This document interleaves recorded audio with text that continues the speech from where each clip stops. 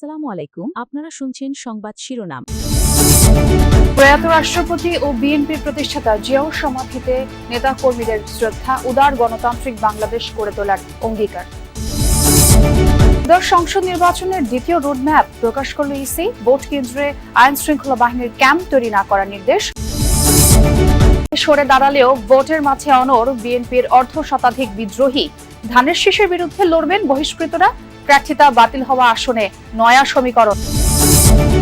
জুলাই অভ্যুত্থানে আনাস সহ চানখারপুলে 6 জনকে হত্যার রায় কাল। মানবতা বিরোধী অপরাধ মামলায় শামীম ওসমান সহ 12 জনের বিরুদ্ধে গ্রেফতারি পরোয়ানা। এতক্ষণ শুনছিলেন সংবাদ শিরোনাম, এখন শুনবেন বিস্তারিত। বাছাইয়ে সবসময় ছোটখাটো ভুল হয়ে থাকে এমন জানিয়ে নির্বাচন কমিশনের প্রতি আস্থা রাখতে চায় বিএনপি। দলের মহাসচিব মির্জা ফখরুল ইসলাম আলমগীর বলেছেন, যোগ্যতার সাথে নির্বাচন কমিশন কাজ করছে, আগামী তো একই ধারায় নির্বাচনও পরিচালনা করবে। সকালে জিয়া উদ্যানের সমাধিতে শ্রদ্ধা জানানো শেষে বিএনপি নেতারা জিয়াউর রহমানের দেখানো উদার গণতান্ত্রিক বাংলাদেশ গড়ে তোলার জন্য শপথ নেন। আজ এমন মানুষের জন্মদিন যার হাত ধরে দেশে প্রতিষ্ঠিত হয় বহুদলীয় গণতন্ত্র, গণমাধ্যমের স্বাধীনতা, মুক্ত পররাষ্ট্রনীতি, যিনি দিয়েছেন মধ্যপন্থী রাজনীতির দীক্ষা। সেই জিয়াউর রহমানের 90তম জন্মবার্ষিকীতে জিয়া উদ্যানে ঢল নামে বিএনপি ও বিভিন্ন সামাজিক রাজনৈতিক সংগঠনের নেতাকর্মীদের। সকালে জিয়াউর রহমানের সমাধিতে আসেন বিএনপি মহাসচিব মির্জা ফখরুল ইসলাম আলমগীর, স্থায়ী কমিটির সদস্যরা। দলীয় নেতাকর্মীদের নিয়ে পুষ্পস্তবক অর্পণ করেন তারা। পরে দেশের অগ্রযাত্রায় জিয়াউর রহমানের অবদান তুলে ধরেন বিএনপি মহাসচিব। তার অনুসৃত যে পথ, সেই পথে আমরা সামনের দিকে এগিয়ে যাই, একটা উদার গণতান্ত্রিক বাংলাদেশ প্রতিষ্ঠা করবার লক্ষ্যে আমরা দৃঢ়ভাবে শপথ গ্রহণ করি।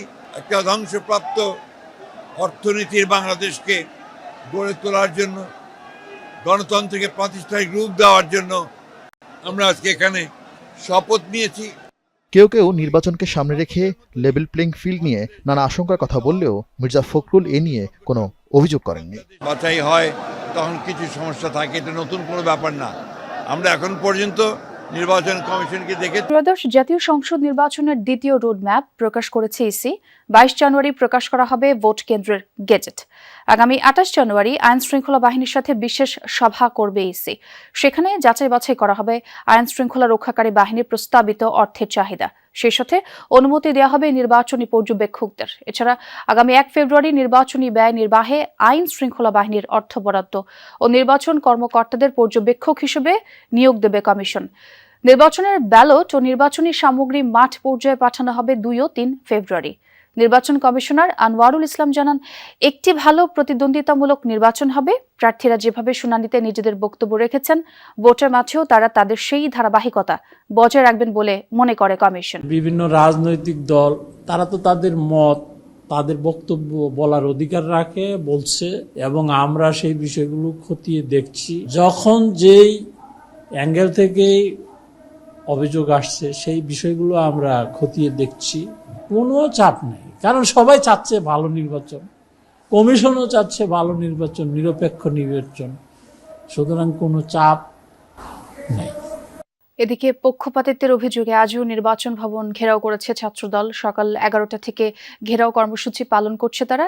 এর আগে গতকাল নির্বাচন কমিশন ভবনে কমিশনারদের সঙ্গে বৈঠক করে ছাত্রদলের 5 সদস্যের একটি প্রতিনিধি দল। দাবি আদায় না হওয়া পর্যন্ত নির্বাচন কমিশন ভবন ঘেরাও চলবে বলে জানান ছাত্রদল সভাপতি। আগামী 22 জানুয়ারি থেকে আপনাদের নির্ধারিত সময়ে পুরো বাংলাদেশে আমরা বাংলাদেশ জাতীয় ছাত্রদল নির্বাচনী কার্যক্রমে অংশগ্রহণ করতে চাই। সেজন্য আজ আপনারা সেই সমাধান দিবেন, সেই প্রত্যাশা ব্যক্ত করছি এবং সবাইকে সুশৃঙ্খলভাবে আজকের এই কর্মসূচি সফল করার অনুরোধ জানাচ্ছি। মনোনয়ন বাছাইয়ে সবসময় ছোটখাটো ভুল হয়ে থাকে এমন জানিয়ে নির্বাচন কমিশনের প্রতি আস্থা রাখতে চায় বিএনপি। অনেকে সরে দাঁড়ালেও এখনো 40টি আসনে ভোটের মাঠে বিএনপির অর্ধশতাধিক বিদ্রোহী।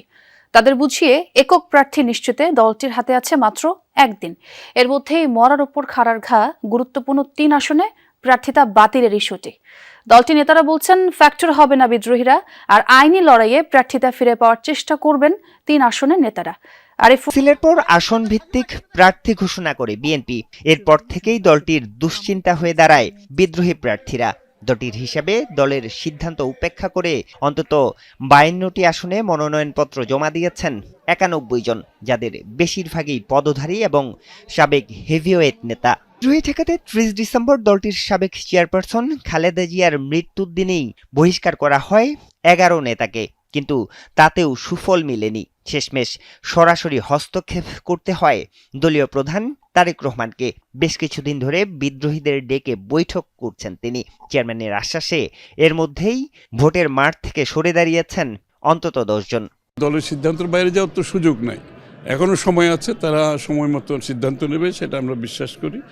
আর কেউ যদি সিদ্ধান্ত না নেয়, সেটা আমাদের যে দলের গঠনতন্ত্র অনুযায়ী তাদের বিরুদ্ধে স্বাভাবিকভাবে দলের তো একটা সিদ্ধান্তে আসতে হবে। এর উল্টো উদাহরণও আছে। তারেক রহমানের সাথে বৈঠক করেও ভোটের মাঠ থেকে সরে আসেননি ঢাকা 12 আসনের বিদ্রোহী প্রার্থী সাইফুল আলম নীরব। এখনও সক্রিয় বহিষ্কৃতরা।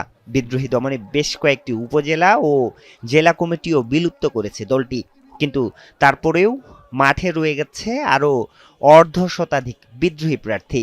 দিনের শেষে দলের যে সিম্বল, দলের যে সিদ্ধান্ত, তার বাইরে বাংলাদেশের জনগণও যায় না, দলের নেতাকর্মীরাও যায় না। খুব ছোটখাটো অংশ, এগুলো নির্বাচনে এতে কোনো প্রভাব থাকে না।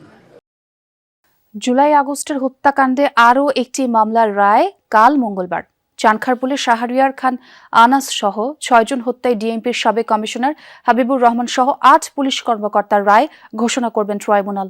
গণঅভ্যুত্থানে চালানো হত্যায় এটাই পুলিশের বিরুদ্ধে প্রথম রায়। প্রসিকিউশন বলছে অকাট্য সাক্ষ্য প্রমাণ উপস্থাপন করেছেন তারা। আসামি পক্ষের আইনজীবীদের দাবি, এসব অপরাধে তাদের মক্কেলরা জড়িত ছিলেন না, তাই চেয়েছেন খালাস। জুলাই আন্দোলন।